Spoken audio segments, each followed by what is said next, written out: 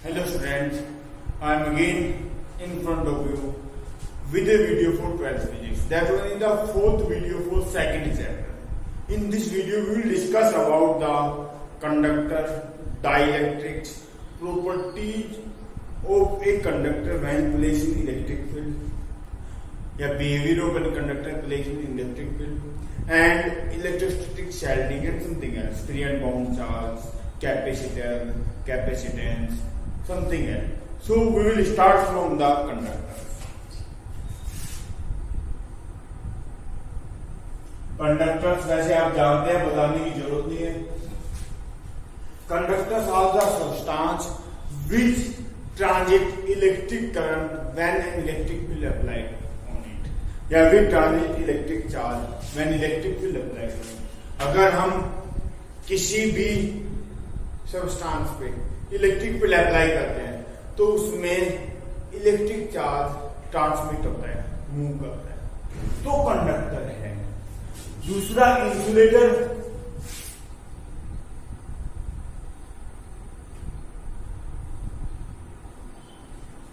Insulators are the substances which do not allow the transmit of electric charge when electric field applied on it. Insulator में क्या है, अगर हम electric field apply करते हैं और ये इलेक्ट्रिक चार्ज को ट्रांसमिट होने के लिए अलाउ नहीं करता, इलेक्ट्रिक चार्ज से फिर भी फ्लो नहीं होता, तो वो इंसुलेटर है. इंसुलेटर्स, ये पॉइंट याद रखना, are also called dielectrics. Means insulator क्या आपके डाइलेक्ट्रिक्स है. देखो डाइलेक्ट्रिक और इंसुलेटर क्या होता है. मीन्स डाइलेक्ट्रिक वो है जो electric field, action electric field में अफेक्ट तो करता है, इफेक्टिव तो हो जाते हैं, उसके अंदर भी थोड़ा बहुत इलेक्ट्रिक फील्ड तो प्रोड्यूस हो जाता है, पर फिर भी इलेक्ट्रिक चार्ज को मूव करने के लिए अलाउ नहीं करता है, तो वो आपका डाइलेक्ट्रिक है. डाइलेक्ट्रिक में क्या होगा, चाहे पॉजिटिव चार्ज हो जाएगा, साइड में नेगेटिव चार्ज है, फिर भी इसके अंदर करंट फ्लो नहीं होगा या इसके अंदर चार्ज मूव नहीं होगा. अब बात करते हैं behaviour of conductor in an electric field. Means अगर एक कंडक्टर को इलेक्ट्रिक फील्ड में प्लेस करते हैं, प्लेस इन इलेक्ट्रिक फील्ड, तो उसका बिहेवियर क्या होगा. देखो सबसे पहला, अगर हम एक कंडक्टर को एक इलेक्ट्रिक फील्ड में प्लेस करते हैं कंडक्टर, तो इसके अंदर first point, electric field inside the conductor is zero. सबसे पहली चीज, अगर कोई भी कंडक्टर है उसको एक एक्सटर्नल इलेक्ट्रिक फील्ड प्लेस करते हैं तो उसके अंदर इलेक्ट्रिक फील्ड जीरो होगा. कैसे जीरो होगा, अगर मान लिया एक्सटर्नल इलेक्ट्रिक फील्ड ऐसा है तो इतना ही इसमें इंटरनल इलेक्ट्रिक फील्ड प्रोड्यूस हो जाएगा अपोजिट डायरेक्शन में, तो रिजल्टेंट जीरो हो जाएगा. मेन सबसे पहली चीज, इसके इनसाइड में इलेक्ट्रिक फील्ड जीरो, कंडक्टर के inside. First point, when conductor placed in an external electric field, then electric field inside the conductor is zero. Second, just outside the surface, surface के outside में electric field, वैसे तो हम पहले भी इसको discuss कर चुके हैं, सरफेस के परपेंडिकुलर होगा. जैसे मैंने इलेक्ट्रिक फील्ड लाइन बताई ना, perpendicular to the equipotential surface, वही चीज मान लीजिए, सरफेस के ऑलवेज परपेंडिकुलर होगा. इलेक्ट्रिक फील्ड इसके सरफेस के ऑलवेज परपेंडिकुलर होगा. जस्ट आउटसाइड, बिल्कुल आउटसाइड में इलेक्ट्रिक फील्ड सरफेस के परपेंडिकुलर होगा.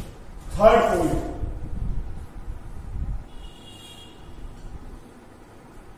Always perpendicular to the surface, just outside. ये इनसाइड की बात. Third, charge always reside on the surface. जो चार्ज होगा ना कंडक्टर पे, वो सारा का सारा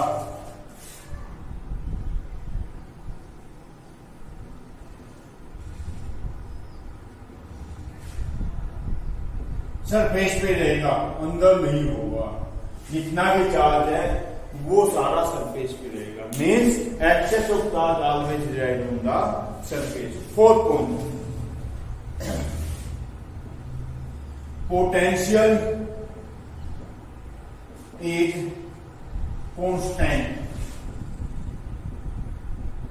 इनसाइड द कंडक्टर। कंडक्टर में हर जगह अंदर पोटेंशियल कांस्टेंट होगा। वो तो आपने पढ़ाई है, E is equal to minus dV over dr और dV over dr is equal to 0, क्योंकि इनसाइड में इलेक्ट्रिक फील्ड 0 है। V is equal to constant means inside में हर जगह पोटेंशियल कांस्टेंट होगा। फिफ्थ पॉइंट,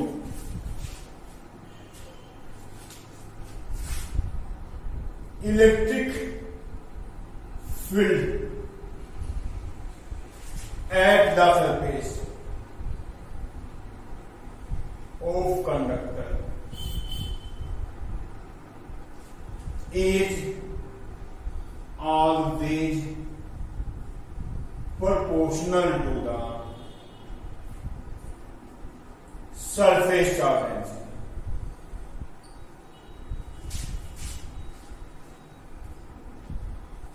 मीन्स जितनी सरफेस चार्ज डेंसिटी ज्यादा है उतना ही इलेक्ट्रिक फील्ड सरफेस पे ज्यादा है। And last point, electric field inside the cavity of a conductor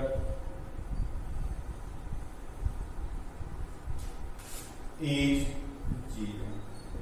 means अगर किसी कंडक्टर में कोई कैविटी है, एक कंडक्टर है, मीन्स वो तो कंडक्टर है, इसके अंदर एक कैविटी है, तो इसके अंदर इलेक्ट्रिक फील्ड ऑलवेज 0 होगा। ये चार्ज सरफेस पे होगा और अंदर इलेक्ट्रिक फील्ड 0 होगा। Inside the cavity of the conductor electric field is always 0। ये आपको बिहेवियर ऑफ कंडक्टर हो गया when electric field manipulation in electric. अब फ्री एंड बाउंड चार्ज, इस टॉपिक को थोड़ा समझना है, बहुत इजी है।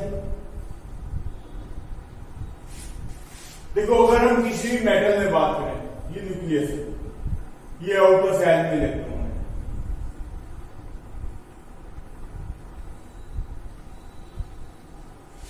ये आउटर सेल में इलेक्ट्रॉन है।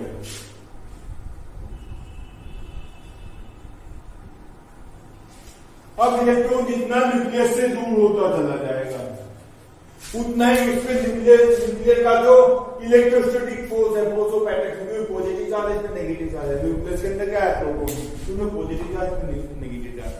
तो जितना ही दूर होता जाएगा उतना ही फोर्स कम होता चला जाएगा।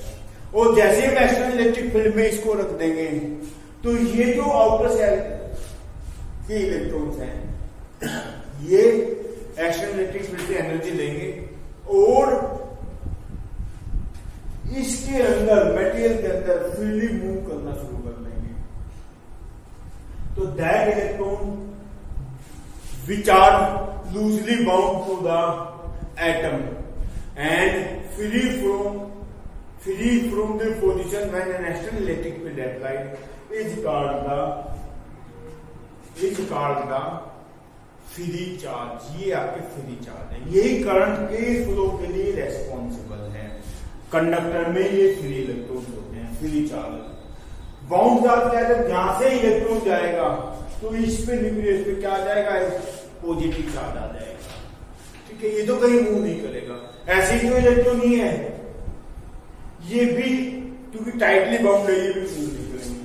तो these are called bound electron या बाउंड चार्ज। ये बाउंड चार्ज है, ये फ्री चार्ज है। जो फ्री हो गया एक्सटर्नल इलेक्ट्रिक फील्ड में वो तो फ्री चार्ज, जो बाउंड हो गया वो बाउंड चार्ज।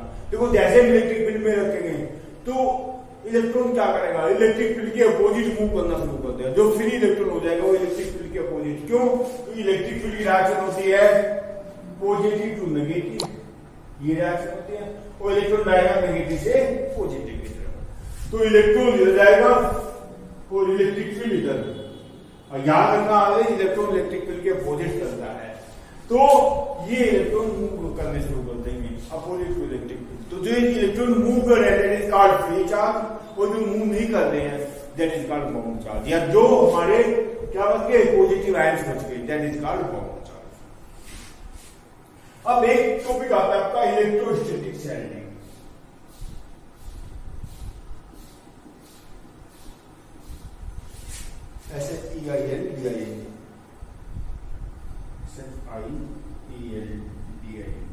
Electrostatic shielding. देखो इलेक्ट्रोस्टैटिक शेल्डिंग क्या है? The phenomena of making a region free from external electric field is called electrostatic shielding. Means अगर किसी रीजन को एक्सटर्नल इलेक्ट्रिक फील्ड से फ्री कर दे तो वो आपका इलेक्ट्रोस्टैटिक शेल्डिंग है। That is based on the cavity inside an electric means cavity inside N conductor. किसी कंडक्टर के अंदर की जो कैविटी है उस पे एक्सटर्नल इलेक्ट्रिक फील्ड का कोई इफेक्ट नहीं पड़ रहा, क्योंकि जितना भी इलेक्ट्रिक फील्ड है वो सारा बाहर है, अंदर इलेक्ट्रिक फील्ड क्या है?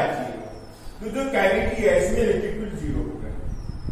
तो ये कैविटी आपको क्या करेगी, एक्सटर्नल इलेक्ट्रिक फील्ड कितना भी हो जाए इसके अंदर इलेक्ट्रिक फील्ड जीरो ही रहेगा। तो ये शील्डिंग होगी, प्रोटेक्शन होगी एक्सटर्नल इलेक्ट्रिक फील्ड से, that is called electrostatic shielding. जो प्रोटेक्शन हुई एक्सटर्नल इलेक्ट्रिक फील्ड से मींस उस इलेक्ट्रिक फील्ड का इफेक्ट अंदर नहीं आया, तो ये आपकी इलेक्ट्रोस्टैटिक शील्डिंग है। दूसरी चीज, अब इसका यूज कहाँ हो, उसकी एप्लीकेशन की बात करें। मैंने बताया कैविटी जो होती है वो इलेक्ट्रोस्टैटिक शील्डिंग है। अगर हम एप्लीकेशन की बात करें तो थंडरस्टॉर्म, अगर मान लिया बिजली कड़क रही है या बिजली गिर रही है कहीं पे, अगर हम अपने व्हीकल में बैठे हुए हैं तो कंप्लीटली बंद करके तो वो एक शील्डिंग प्रोवाइड करेगा, एक प्रोटेक्शन देगा, क्योंकि उसके अंदर इलेक्ट्रिक फील्ड जीरो होगा। दूसरी चीज, अगर कोई सेंसिटिव इलेक्ट्रॉनिक्स कंपोनेंट है तो उसको भी हम ऐसी प्रोटेक्शन प्रोवाइड करते हैं, मींस उसको किसी ऐसे कंडक्टर के अंदर रख देते हैं, अगर कोई इफेक्ट इस टाइप का है तो वो इलेक्ट्रिक फील्ड बाहर है, उस सेंसिटिव इलेक्ट्रिक कंपोनेंट पे कोई इफेक्ट ना डाले। या तीसरी चीज, जो हमारा कोएक्सियल केबल होता है तो उसके ऊपर भी हमें प्रोटेक्शन देते हैं जो हमारा इलेक्ट्रिक शील्डिंग का काम करता है, इसको अर्थ से कनेक्ट करता है। अगर कई बार बिजली आगे भी आ भी जाए उस पर तो वो शील्डिंग क्या करेगी, उसको अर्थ में भेज देगी सीधी सीधी। तो ये आपकी इलेक्ट्रोस्टैटिक शील्डिंग हो गई। अब हम बात करते हैं इलेक्ट्रोस्टैटिक कैपेसिटेंस या electric capacitance. Electric capacitance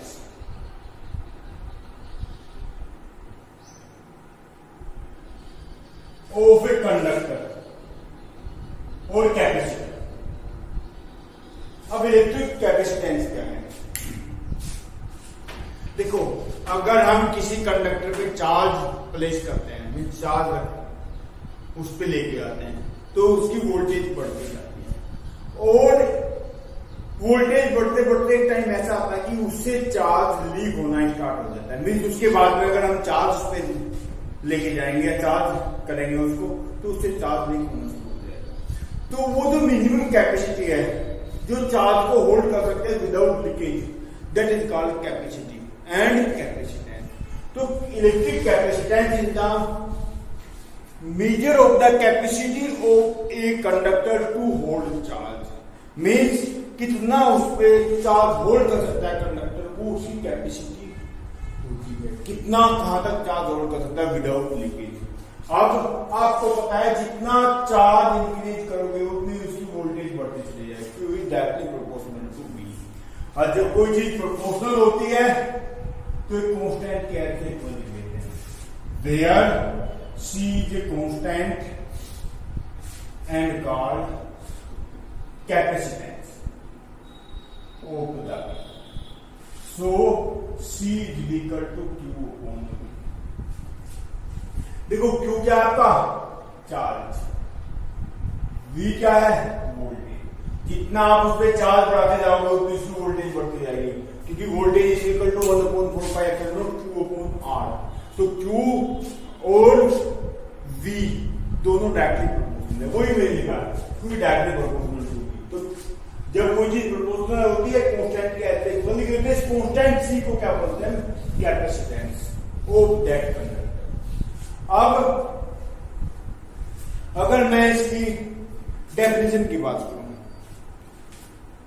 so capacitance may be defined as the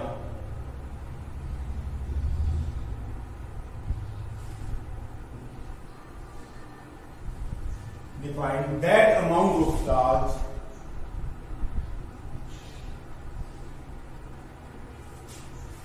which raise unit potential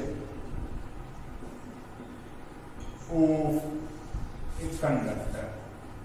अगर मैं मान लिया V इक्वल टू 1 कर दूं तो C इक्वल टू 2 हो जाएगा।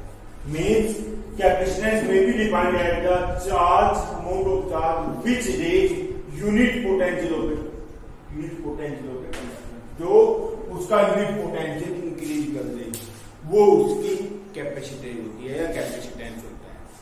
ऐसा ही यूनिट ऑफ कैपेसिटेंस।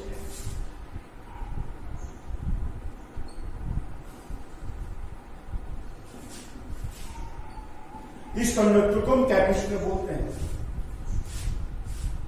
जो कंडक्टर है जो चार्ज लोड कर रहा है उसको कैपेसिटर बोलते हैं। तो ऐसा ही यूनिट ऑफ कैपेसिटेंस, ऐसा unit of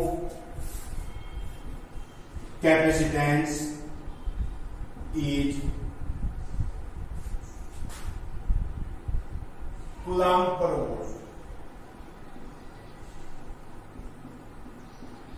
and called farad. इसको हम फैराड बोलते हैं, कूलम्ब पर वोल्ट एंड कॉल्ड फैराड। अब डेफिनेशन ऑफ 1 फैराड की अगर बात करें,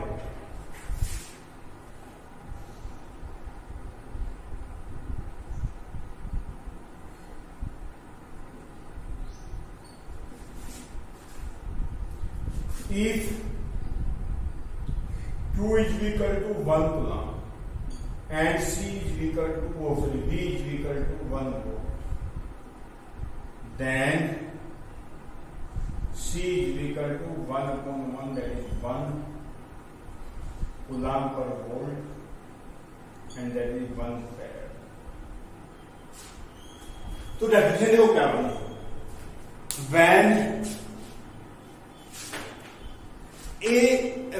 1 coulomb of charge increase the capacitance of a conductor by 1 volt, then the capacity is called 1 farad. Means when 1 coulomb charge increase the potential of a conductor by 1 volt, then the capacity of that conductor is called, या capacitance of that conductor is called 1 farad. तो अगर किसी conductor का 1 volt potential बढ़ा देता है 1 coulomb charge, तो उस कंडक्टर की का कैपेसिटेंस 1 फैराड होगा। ये होगा capacitance. Capacitance is a scalar quantity. कोई स्केलर में कोई शक ही नहीं होगा, क्योंकि ये भी स्केलर, ये भी स्केलर, तो कैपेसिटेंस भी scalar quantity and it's dimensional formula is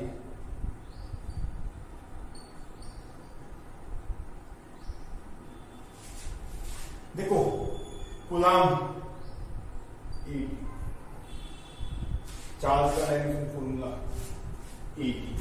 और वोल्टेज वोल्ट का M L2 T minus 3 into E minus। तो अगर इसका डायमेंशनल फॉर्मूला फाइंड करें तो ये आ जाएगा M minus 1 L minus 2 T4 E M minus 1 L minus 2 T4 A2। ये इसका डायमेंशनल फॉर्मूला है। अब capacitance of an isolated spherical conductor, capacitance of an isolated spherical conductor, isolated spherical conductor का capacitance. अब इसकी बात करते हैं। अब एक स्फेरिकल कंडक्टर है आर रेडियस का, Q charge on the conductor, R radius of the conductor.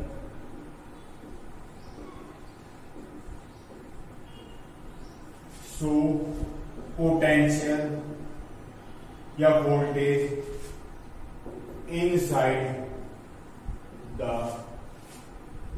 conductor is V is equal to 1/4 pi epsilon naught Q upon R inside or on the surface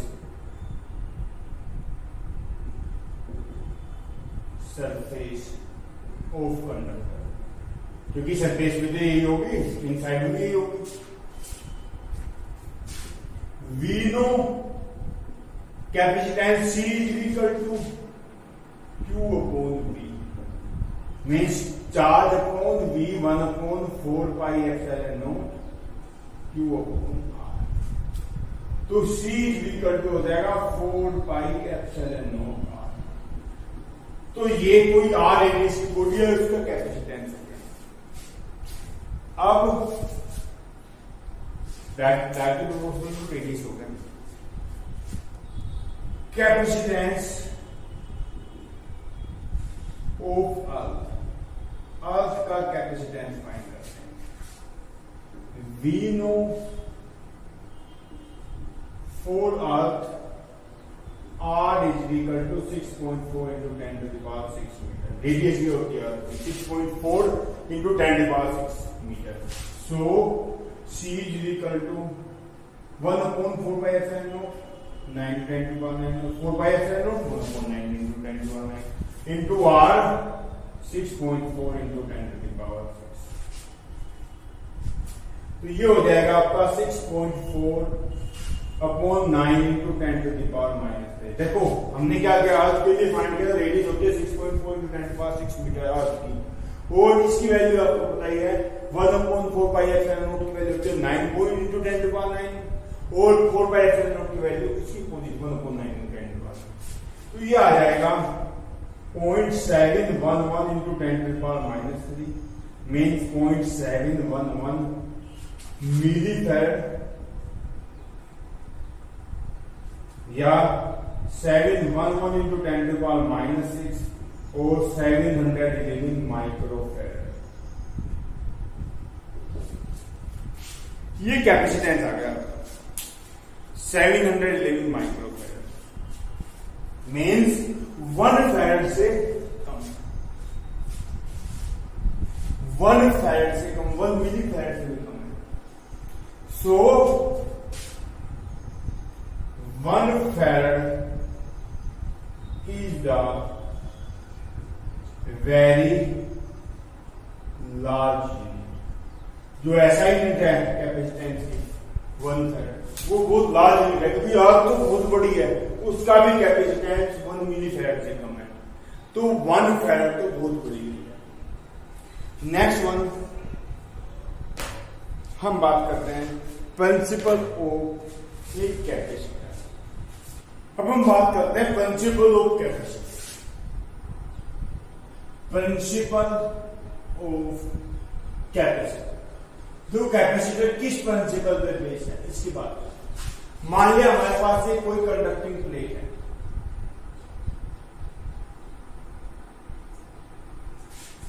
इस पे हम charge बढ़ाते चले गए,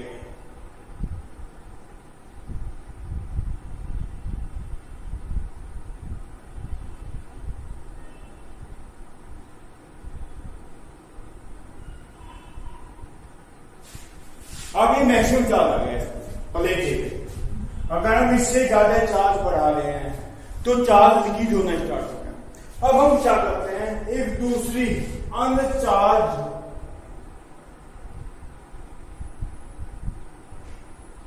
conducting plate ले आते हैं। अनचार्ज मीन्स कंडक्टिंग है पर अनचार्ज है, चार्ज नहीं है। अब क्या होगा, इसके इस फेस पे नेगेटिव चार्ज आ जाएगा, इस फेस पे पॉजिटिव चार्ज आ जाएगा।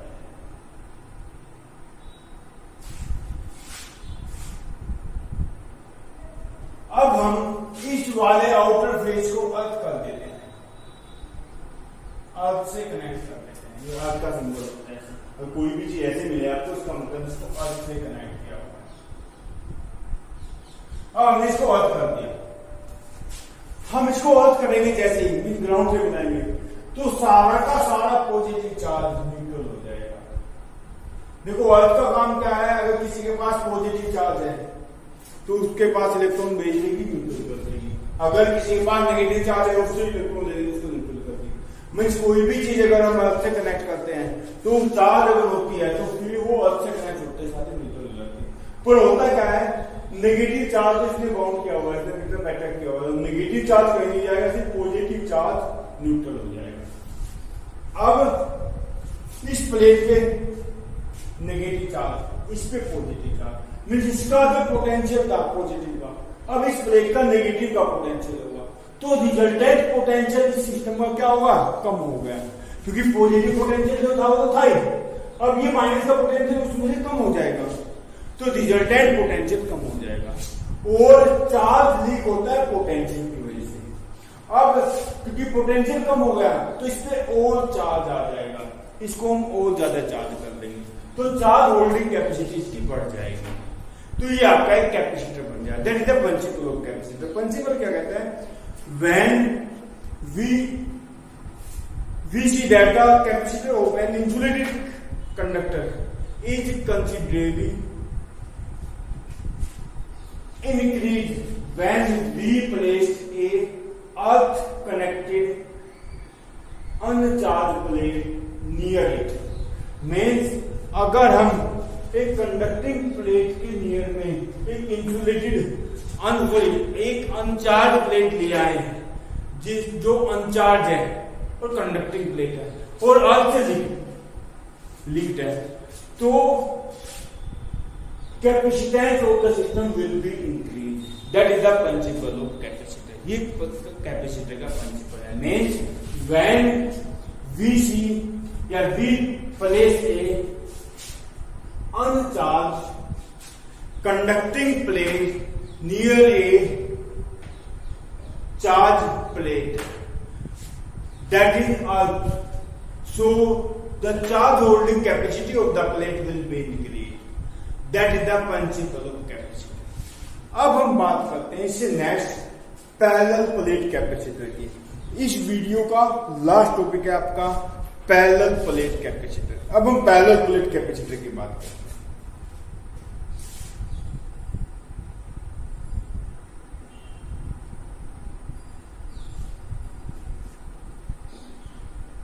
देखो कैपेसिटर सिलेंड्रिकल कैपेसिटर है, स्फेरिकल कैपेसिटर है, पैरेलल प्लेट कैपेसिटर है। आपके सिलेबस में सिर्फ पैरेलल प्लेट कैपेसिटर है और कोई भी कैपेसिटर नहीं है।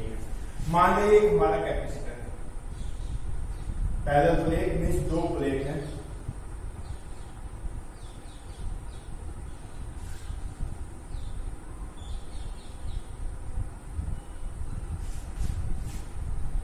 एक पॉजिटिव चार्ज प्लेट,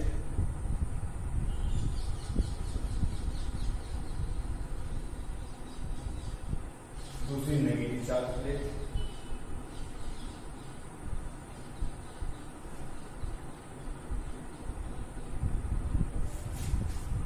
एक पॉजिटिव चार्ज प्लेट है, एक नेगेटिव चार्ज प्लेट है। ये प्लेट के ये प्लेट इनके बीच की डिस्टेंस दी। Let A area of each plate, D distance between two plates. E electric field between the plates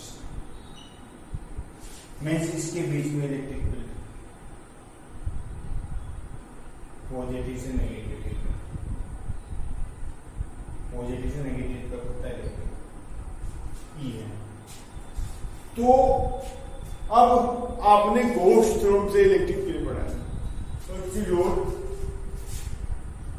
plus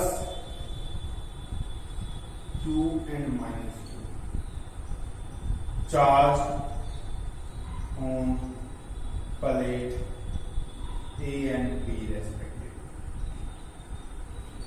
means इस पे +2 चार्ज है, इस पे -2 चार्ज है, और plus sigma and minus sigma